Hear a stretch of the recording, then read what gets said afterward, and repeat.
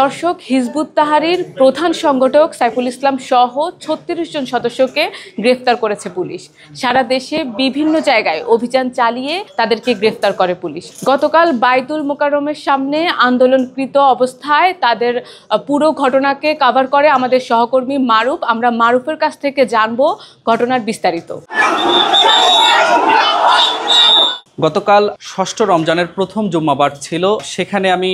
ঠিক জুম্মার নামাজের আগে থেকেই আমি সেখানে অবস্থান করছিলাম এবং আমি যদি আপনাদের জানিয়ে রাখি যে ঠিক বাইতুল মোকাররম এবং পল্টন এলাকা এবং মতিঝিল এই আশেপাশের যে জায়গাগুলো রয়েছে সেখানে সেনাবাহিনী তাদের টহল দেয় এবং সেখানে র্যাব, ডিবি এবং ডিএমপির পক্ষ থেকে অতিরিক্ত পুলিশ মোতায়েন করা হয় এবং রোজা থাকার কারণে গেটে যে পুলিশ মোতায়েন করা হয়েছিল তাদের যে ডিউটি, অর্থাৎ দীর্ঘ সময় যেন তারা আসলে গেটে দাঁড়িয়ে ক্লান্ত হয়ে না যায়, সেক্ষেত্রে ডিএমপির পক্ষ থেকে তাদের যে অফিসার রয়েছে তারা আসলে এই ডিউটির বিষয়টি খেয়াল রাখছিলেন এবং এছাড়াও যারা আসলে দূর দূরান্ত থেকে বিভিন্ন মুসল্লি যারা আসলে নামাজ পড়তে আসছিলেন তাদেরকে ভিতরে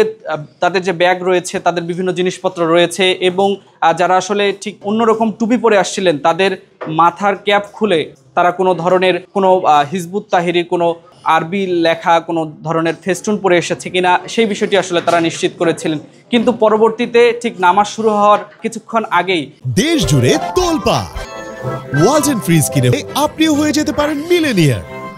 হিজবুত তাহরীর যে সদস্যরা আছে তারা বাইতুল মোকাররমের উত্তর গেটে সেখানে তারা রাস্তায় যায় নামাজ বিছিয়ে তারা ছদ্মবেশে সেখানে নামাজ আদায় শুরু করে এবং পরবর্তীতে নামাজ সালাম ফেরার সাথে সাথেই সেখানে তারা খিলাফত বলে জোরে একটি স্লোগান দেয়। এরপরেই তারা তাদের যে ব্যানার রয়েছে সেই ব্যানার নিয়ে তারা দাঁড়িয়ে পড়ে এবং পরবর্তীতে তাদের এই স্লোগান দেখে গণমাধ্যম কর্মীরা যারা আছেন তারা সেখানে হুমড়ি খেয়ে পড়েন তাদের যে মিডিয়া কভার করার জন্য। কিন্তু পরবর্তীতে পুলিশ সেখানে স্বল্প সংখ্যক পুলিশ থাকায় পুলিশ বাধা দেওয়ার এক পর্যায়ে আসলে পুলিশের সঙ্গে শুরুতেই ধস্তাধস্তি হয়। পরবর্তীতে তারা পল্টন মোড় প্রদক্ষিণ করে বিজয়নগর পানির ট্যাঙ্কির দিকে যখন যায় তখন বিজয়নগর পানির ট্যাঙ্কির দিকে পুলিশ তারা সতর্ক অবস্থানে ছিলেন। তখন তাদের দেখে তারা বিজয়নগর পানির ট্যাঙ্কির কিছু দূর সামনেই তারা সেখানে রাস্তায় ইউটার্ন নেন এবং পরবর্তীতে তারা আবার পল্টন মোড়ের দিকে আসতে থাকেন এবং এই মুহূর্তে তখন আমরা দেখেছি রমনা ডিসি মাসুদ আলম তিনি সেখানে